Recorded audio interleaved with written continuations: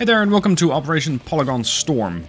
This is an interesting Polygon-based, as you might imagine, game, which is, as the game itself describes it, a tug of war. So the way that you're playing this game, you have your base on the left, the enemy has their base on the right. You're not exactly trying to tug the enemy, you're trying to push them back into their base and promptly capture that base. In order to do that, you have a bunch of soldiers. You have a couple of different classes, and as you play the game, you will unlock more of them. Resource-wise, the game is really quite simple. Down in the middle, you have $307, and it's ticking up. You get a bit of dollars every time. Buying troops, the standard troops is 15, then I have the, let's say, the heavy troopers for 25, and I can get shield bearers for 30. So this way you can buy your troops, but you're also limited to manpower, which is the amount of helmets that you see. So I'm 20 for 30, I have a decent amount of manpower available. If your manpower is maxed out, well, you're going to have to make sure that you free up some manpower. And unfortunately for your soldiers, retreating and healing up is not exactly an option. Your soldiers are, as you can see, very much disposable. Getting additional income is done by collecting airdrops. And with those airdrops, you can quickly bolster your money. You get about $50 each time. So that's enough to buy a couple of additional troops. Once you actually make it into the enemy base, you can actually start capturing that position. As you can see, when their flag goes down, our flag goes up, and we have now achieved victory. That also gives you a few dollars, and with that, you can start getting new units. So let's have a look at that. The progression system that this game has is actually pretty decent. There are quite a lot of troops that you get. I have currently started with the trooper, the heavy trooper, and the shield trooper. All of these have their own abilities. This guy has a chance to double damage. This guy can place claymores, although that is something that you need to unlock using their own little tech tree. Using that tech tree or unlocking additional parts is going to cost you money, and here's where the customization of your troops comes in. If you get a mission done on easy, you generally get a few bucks. If you get a mission done on medium, it generally gives you a little more. If you get, for example, 10% additional attack speed, that unlocks then getting 10% additional health. You can see that the trooper slightly changes. You can also get 10% additional rounds in the magazine.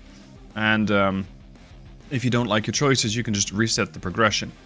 So maybe at some point you have unlocked, as I did, the sniper.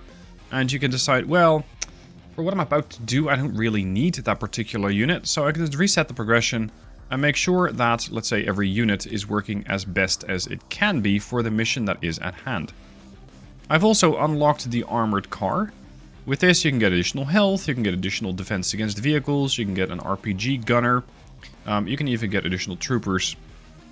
The bigger units are the T80BV, we have the Akatsiya, we have the BTR-4. I wasn't exactly familiar with the BTR-4. I thought the line ended at the BTR-3, but here we are. And we have the mining van. I haven't actually played around with this thing, but it allows you to hack enemy banks, providing a small amount of money while on the battlefield. So a little bit akin to maybe the hackers from from Command & Conquer way back in the day.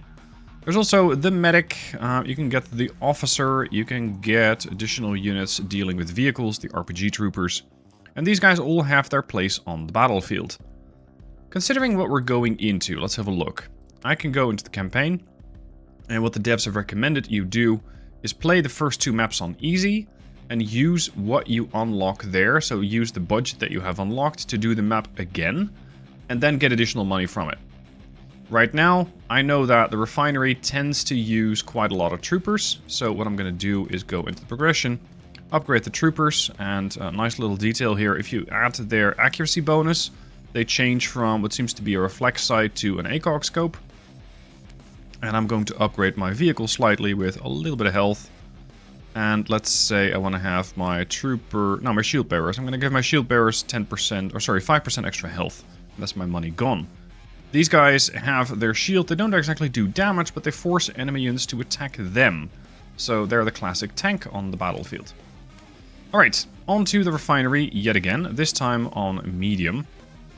We can see that on easy you just get a bit of money.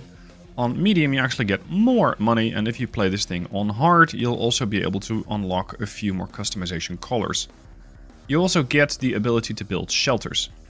Now, it's not so simple that you just enable every single unit on the battlefield, because you're limited to a number of slots of units that you can call in. So you're going to have to make your choices quite well as to what I want to bring in. I want to bring in the trooper. I want to bring in basically most of them, because I have all the slots and I'm not maxed out yet. So let's start the mission. The way that cover works, it is very, very, very destructible. And both you and the enemy are very keen on using airstrikes.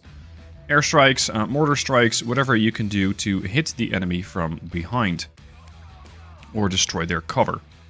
Okay, first we're going to deploy a couple troopers. I'm going to put a couple of them here, here, and here. And just wait out the enemy a little bit. I'm going to try and save up for that armored car, because I do believe it has a lot of firepower relative to the stuff that my infantry is wielding.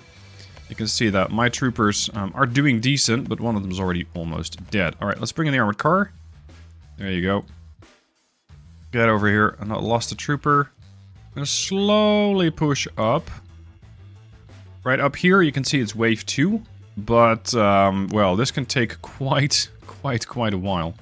Sometimes I think you can go up to wave 30 or so. And, well, it's not that it gets progressively harder. It just, you keep going, and you keep going, and you keep going, and you keep going some more. Here we see a loot drop. So there is cash in there, but if you want to get at that, that's going to come at the expense of some of your troops. But hey, I can potentially get a sniper, I can get some additional soldiers here. I'm going to have you fall back slightly, because they're reloading. What I can also do is toss down cover anywhere I see on the map. So with this, you can start to move your front line forward. I think this vehicle is about to be toast. Let's throw a mortar salvo down on that. Boom. Alright, give me another sniper. Give me a couple of heavy troopers. This vehicle is not having a great time. And I am almost out of troops. So let's call in a few more. Let's get this loot drop here. And this is pretty much the way that the game is played. You also have a couple of options down here. Retreat, take cover, or attack. The units that you are setting to attack, they don't really seem to attack very aggressively. They just try to move from cover to cover, unless they have something to shoot at which point they very much do try and seek cover, which of course seems to be in their best interests. You also got these gentlemen over here. These are suicide bombers, and they do exactly as advertised on the tin. They blow themselves up right into your troops. Not particularly fun, but hey, I guess that is the way that the enemy forces do work. Okay, let's throw that down. Let's get another armored car here. The armored car is something that previously, when I was doing this map, I did not have access to. You also want to start bringing in some shield bearers. You're gonna suddenly get magical cover spawned in front of you. There's some more. I'm going to keep the car back a little bit. You can see that big shield over the car. That's because the shield bearer here is basically drawing the fire for them. Unfortunately, it seems I've lost most of my troops again, so let's throw down a mortar salvo. These shield bearers are a little tougher, but what they do not do is take cover, because that would kind of defeat the purpose. Dude, you might want to take cover. There's the other car. Let's push you up a little bit. Now, these armored cars might look decently tough, but they're definitely not immortal.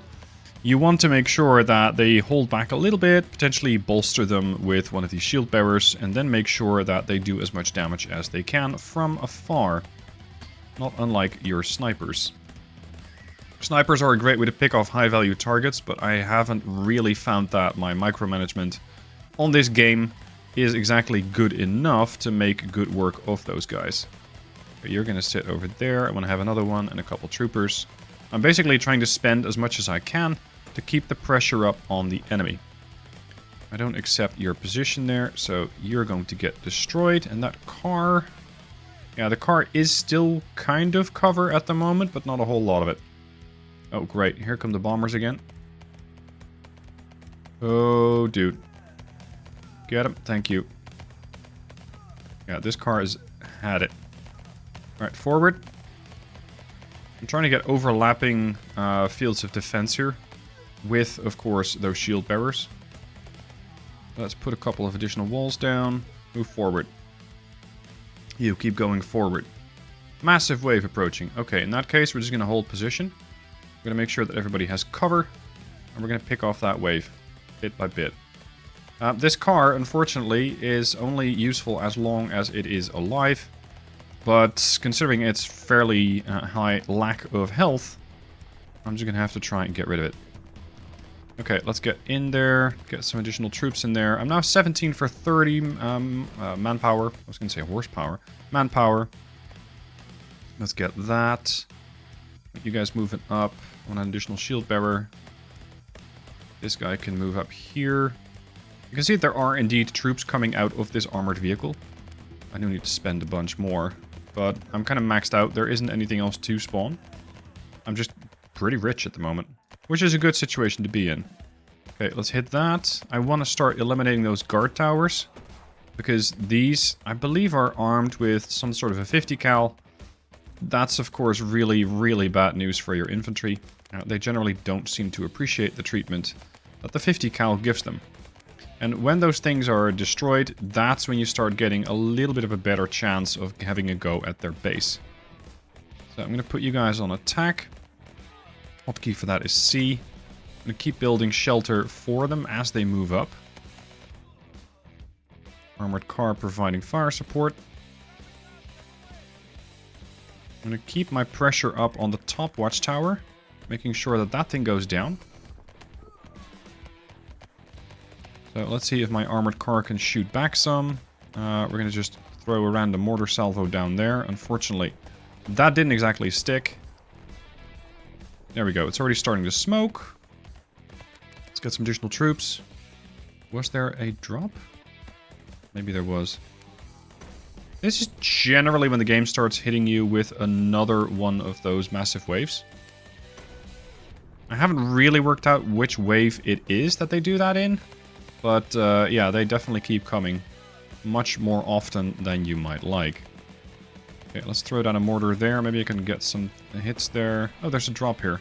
Okay, spawn in troops, additional car, additional shield bearers, because they're all dead. You guys pick this up, thank you. Forward. Massive wave approaching, here we go. Wave 15. Unfortunately, my entire front line is dead, but I did get a pretty decent amount of damage in on that tower. So I'm happy with that. You're going to sit there, you're going to sit there. And hopefully I'll be able to at least level that one guard tower and make sure we get some progress made on the battlefield. And this is exactly where that, let's say, tug of war mode comes in.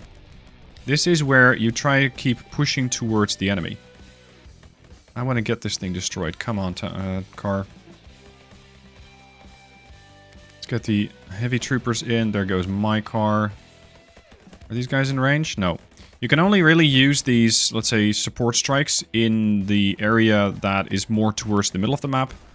This is to make sure that spawn camping, if you will, in this game is impossible. As for multiplayer, I don't believe it exists. It seems to be a single player only game. Although, maybe they're going to add multiplayer later. I'm not sure about that. Oh, please take these out. Oof, that got pretty close. Give me 2 more cars. There's another airdrop coming in. Unfortunately, these boys are a bit exposed. You're going to fall back. You're going to pick up the loot. We're going to start pushing here. We'll just start building a few more of these defenses. And we're just going to push everything onto that watchtower. There you go, that's one of them down. Good work. Okay, let's get some more mobile cover. Well, not strictly mobile. In case you're playing this game and you're going, where the hell's my shelter? This is something that you need to unlock. You don't actually start out with it. This other guard tower is also starting to smoke, but we're not there yet. Not by a long shot. There's my second armored car dead. Now, it might seem like you're just randomly clicking what you want to get. I don't think there is a very random order to it, because you're definitely trying to get the best combination of units, as well as the best way that your units can be used. So that, for example, if you're seeing enemy snipers, you might want to deploy your own sniper. If you're seeing the enemy has a lot of vehicles, maybe you want to focus a bit more on troopers, such as the heavy ones, which are slightly better at dealing with vehicles. Depending, of course, on how you spec them. There you go. That's the guard tower dead. You can pick this up on your way to the front line. There's another massive wave approaching. I'd say let them approach. So we're going to pull everybody back. Because then I can start using my support powers, for lack of a better term. Call in additional troops. That should have limited quite a few of them. Now we can start pushing back into them. Alright, forward. Give me a couple snipers in. Get some more cover built. Because my troops right now are mostly fighting in the open. Oh, this is nice. Heavy troops, sniper, sniper. The snipers themselves tend to stay back a little better than most of the general troops. So that makes managing snipers quite easy, because generally you don't have to do much with them. Except not forget to bring them with you when you move up. Okay, get into cover. I'll start deploying some more cover. And you can see the cover that I do get is fairly random. You never quite know what you're going to get. Sometimes it's a sandbag, sometimes it's one of those concrete walls. Sometimes it's just a couple crates. It does not seem to really matter what sort of cover you get, as long as there is some cover. Yeah, we're just going to hammer that. Boom. Okay, we're getting there. The snipers are doing good work keeping them at bay. Okay, let's go, car. Fortunately, my car is already taking a lot of damage here. Get the troops in. Ah, oh, damn it. They're pushing back with a fairly sizable group here again. Okay. That including... Yeah, that killed all my snipers as well. But they go down almost as quickly as my guys do. I only have to get into their base. Oh, great. Another massive wave. Everybody get into cover. Car's going to sit back a little bit. Get into cover. They're all caught out in the open. That could be useful. And boom. There's a few of them gone. I don't really think the Claymore Strike does a whole lot at the moment. It had me a little confused. But yeah, see? It just doesn't seem to do much. Get another armored car in here. Get into cover, gentlemen. Let's bring a couple shield bearers out. And I do want another sniper. I have to add up some cover here. We're slowly pushing them back, but my combination of units right now is not ideal. So in this case, I do need to be a little bit more careful. And maybe blob up at the base a bit more before I start pushing them back. Yeah, there's another wave. Look, we're at wave 26 by now. Let's get that. You're gonna sit there. We can still buy another car. Oh, unfortunately, I don't have enough cash for that. Fine, hit him with a mortar. I don't believe you can destroy that particular part of the wall. Seems to be a permanent emplacement. Ah, crap, they got the car. Okay, fine. Let's get a few more. Oh, I'm out of cash. Okay, we're gonna hold here for a second. Everybody get into cover. Gonna fall back for a little bit, because that'll allow my mortar to start helping out my troops. There you go. You guys are gonna get into cover. Preferably quickly. Cover. Make sure that there is plenty of cover, and then we can slowly start rolling forward again. Cover. Another sniper. It's just relentless, these guys. There's a lot of stuff coming in. Get that position, because it's going to be more difficult for the rest of us. Massive wave approaching. Isn't that nice? This is very nice. Supply drop right on top of me. At this point, I think my 50 cals are going to have to start pushing back. Because they're getting awful close to the base. Ow. Yeah, that eliminated most of my troops. Okay, attack move. Good lord.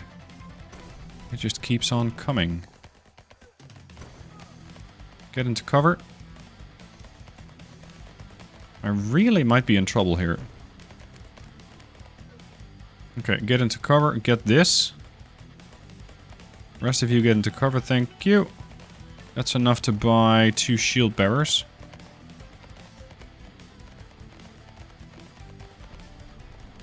Get me another one. And I'll take a car and another heavy trooper. The cars do come with their own little bit of infantry, so that helps.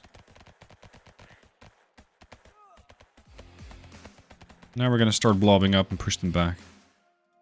That's the plan. Car. I have 2 shield bearers on top of each other here. Okay, you're going to push. Get some cover for you. You're going to be group 1. Get into cover. You're going to be group 2.